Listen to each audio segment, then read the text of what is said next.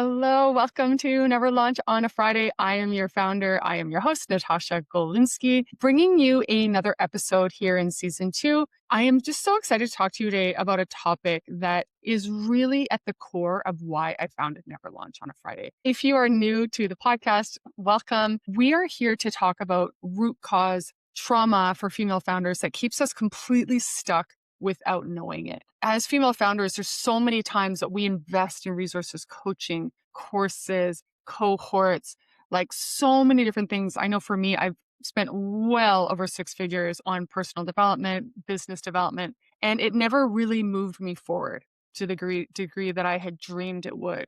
And it wasn't until I started looking inside myself to find the blocks, to find where I was stuck, beliefs that didn't serve me, trauma that was still hurting me, that I was finally able to move things forward. And that's what I'm here to talk about. I have a passion for helping female founders succeed. I've been a female founder my entire life. And women have so much brilliance, so much light, so much magic to bring to the world. And we get stuck in these invisible cages because of how we think, our fears, our nervous systems who don't allow us to move forward. And so I'm going to do the podcast today. And if you were here for last week, I give this disclaimer that I write my notes, I write a script, or else I just kind of bounce all over the place and sometimes can be hard to follow. So if it sounds like I'm reading, it's because I am reading. I wrote my script and I want to make sure that I get all the information that I want to share on my topic to you. So I hope that that's okay. Like I said, I wrote it, but I know if I don't follow my own notes, it will be just like me jumping around and confusing everybody. So let me just get started here. Today, we're going to be talking about the pattern problem, why you keep repeating the same business mistakes. Today, we're going somewhere that I think is going to feel uncomfortably familiar for a lot of you. And I include myself in all of this because I want to talk about the moment when you catch yourself in the exact same situation you swore you would never be in again. You said yes to a client who wasn't right again. You're drowning in work you were supposed to hand off again. You're sitting on making a decision for weeks, maybe months that you know you need to make again. And the most painful part is not the situation itself. The most painful part is the voice that comes with it. I should know better. I've been doing this for years. Why the fuck do I keep doing this? The voice, the shame spiral, that's what we're going to talk about today because that voice is lying to you. And the story it's telling you about why you keep repeating these patterns is actually making it harder to break them. Let's get into it. Part 1, why recognizing the pattern is not enough. Here's the thing that nobody talks about when it comes to repeating patterns in business. It's not that you don't see them. You do. We actually absolutely do see them. We know the name of the pattern better than most people. The clients we shouldn't have taken, the decisions we avoided until it became a crisis, the work we kept doing even when we had someone to hand it off to. We see the pattern, we hate the pattern, and we repeat the pattern. And the gap between knowing and doing is where most founders get completely stuck. Because the assumption is, if I just understand it better, I'll stop doing it.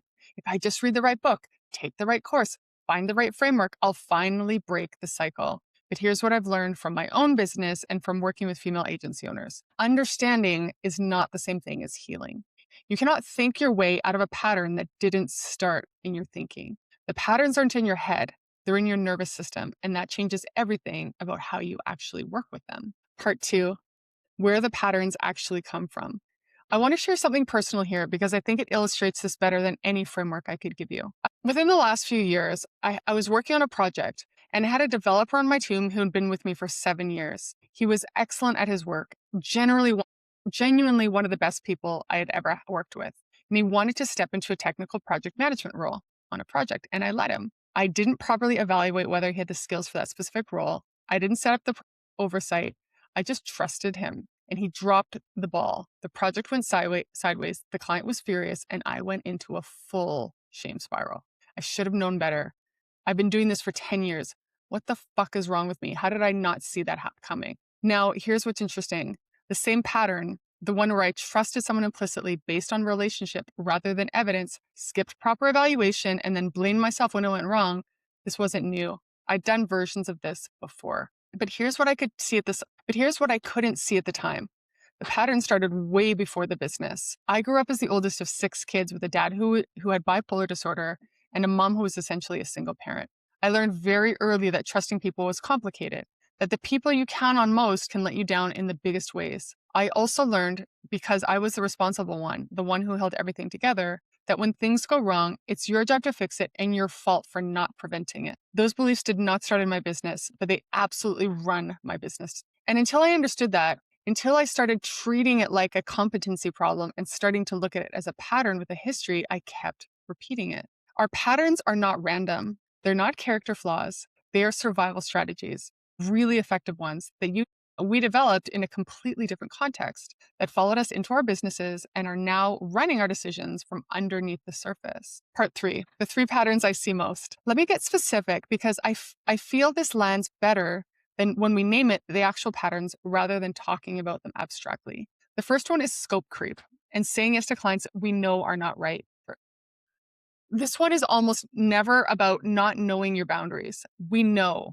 We can feel it in the very first discovery call sometimes. The way they talk about their last agency, the way they push back on our processes, the way they want more than a budget allows. We feel it and we say yes anyway. Not because we're bad at sales, because something underneath the no feels more dangerous than the consequences of saying yes. Maybe it's the fear that the next client won't come. Maybe it's the guilt of disappointing someone. Maybe it's the deep-wired belief that your values only exist when we're actively useful to someone. I had a client who was a blamer, reactive, threatening, never his fault, always mine.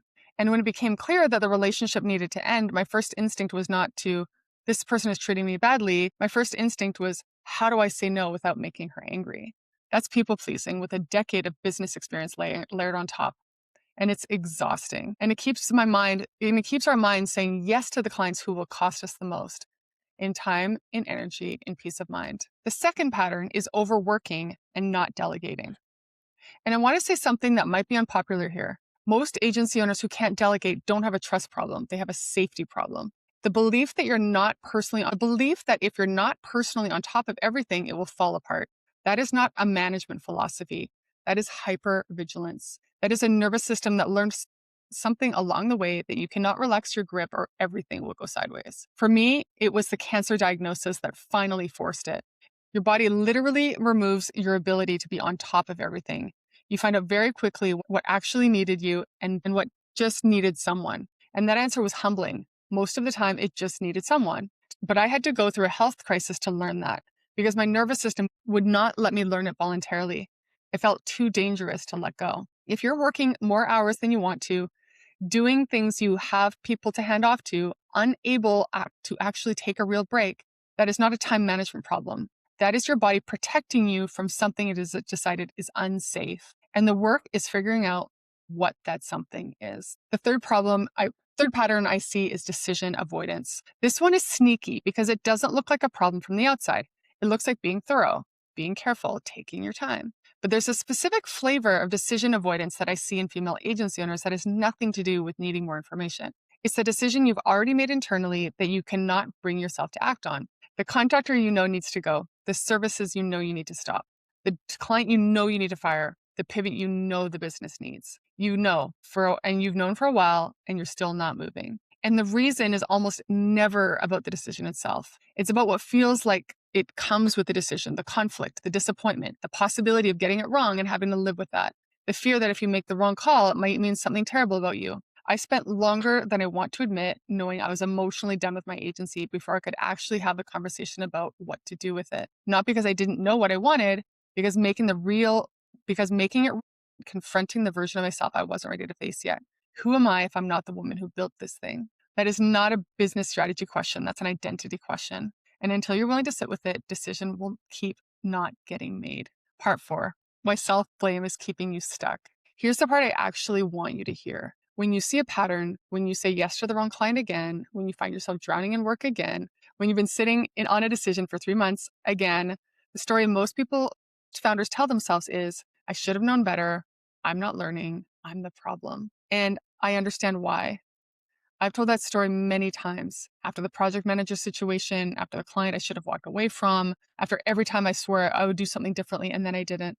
But self-blame is not accountability, and it's absolutely not growth. Self-blame keeps you focused on you being broken instead of the pattern being old. It keeps you asking, what's wrong with me, instead of what is the pattern protecting me from? It's a very effective way of feeling like you're taking responsibility while actually going nowhere. Because here's the truth. You are not repeating these patterns because you're incapable. You're repeating them because they're doing something. They're serving a function that made complete sense in a different context, usually a much earlier one. And your nervous system is still running that program, even though the context has completely changed. The client you shouldn't say yes to triggers a fear of scarcity that started before your business. The work that you can't let go of is connected to a belief about your value that started before your business. The decision you can't make carries a fear of being wrong that started before your business. You cannot shame yourself out of these patterns. You cannot hustle through them. You cannot optimize your way around them. You have to actually look at them, understand what they're protecting you from, and build enough safety, internal safety, that the protection is no longer needed. That is the real change. Everything else is rearranging the furniture. Step 5, part 5. What actually breaks the cycle. So I don't want to leave you with just the problem. Let me talk about what I've actually seen work. The first thing, and this is the hardest one, is getting curious instead of getting critical. When you catch yourself in the pattern again, instead of, I should know better, try, that's interesting. What just happened there? Not a spiritual bypass, not as a way to avoid accountability, but as a genuine inquiry into what triggered the patterns this time. What did you feel before you said yes? What was happening in your body when you decided not to delegate that? What came up when you thought about making that decision? The pattern always has a trigger, and the trigger always has a root, and the root is where the actual work is. The second thing is separating the pattern from your identity. You're not a person who always says yes to the wrong clients. You are a person running a people-pleasing pattern that made complete sense given what you were navigating at a different point in your life. That is a very different sentence. One is who you are. The other is something that happened to you and then became a strategy. You are not the pattern. You learned the pattern. And what was learned can be unlearned, not quickly, and not through sheer willpower, but genuinely over time with the right support. The third thing is this: you need more information. You need a container. This is why I built Never Launch on Friday the way I did, because you can listen to every podcast, read every book, hire every coach who gives you frameworks and action plans. And if the nervous system work isn't happening alongside the strategy work, you will keep coming back to the same patterns. You need someone to help you work through what's underneath, not instead of the tactics alongside them, because the outer work only holds when there's enough inner ground for it to land on. So here's where I want to land this. You are not repeating the same mistakes because you're broken, undisciplined, or not smart enough to learn from them. You are repeating them because your nervous system is doing exactly what it was designed to do: protect you from something it learned was dangerous in a context that no longer exists. The scope creep, the overwork, the decision you can't make, whatever else it may be, these are not failures of character, and patterns with histories can be traced, understood over time, and changed, but not through self-blame, not through working harder, and not through one more framework that tells you what to do without ever asking why you can't. The question that actually breaks the cycle is not, what is wrong with me? It's, what is this pattern still trying to protect me from? Sit with it this week. And if you want to go deeper, if you're a female agency owner who's exhausted from watching yourself repeat the same cycles and actually do something different, Never Launch on a Friday was built exactly for that. The link is in the show notes. And if you want to start something free and practical, the Upwork hiring blueprint is there too. Because sometimes the pattern shows up first in who you hire, and that's actually a really good place to begin. Thank you for being here. I'll see you next time.